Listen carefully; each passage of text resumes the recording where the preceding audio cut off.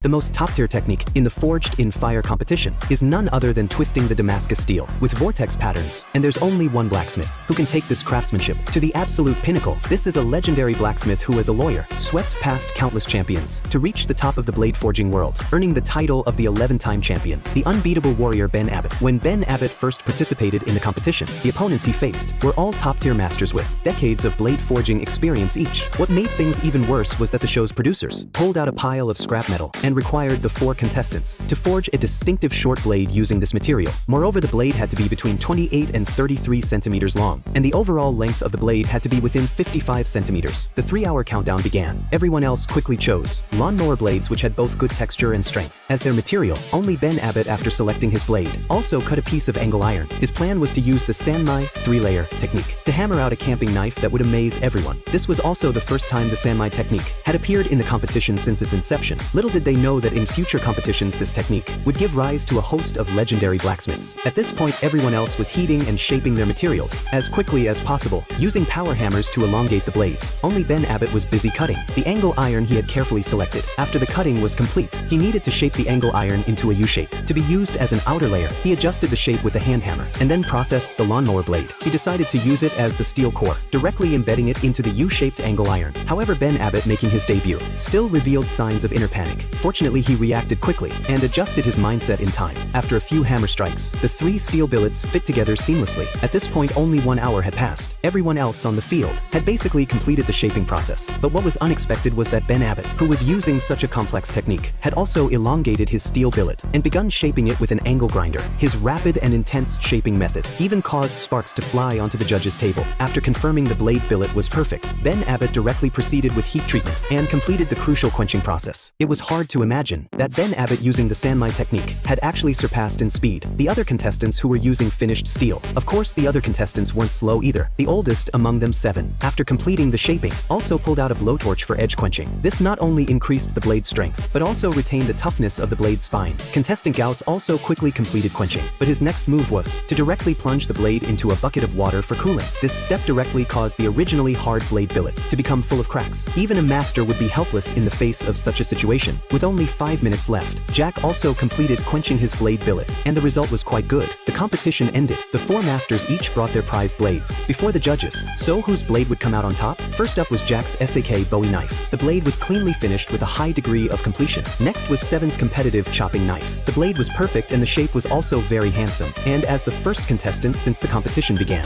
to voluntarily choose the Sanmai technique, Ben Abbott not only outperformed in technique, but also surpassed in speed. Finally was Gauss's competitive machete. The overall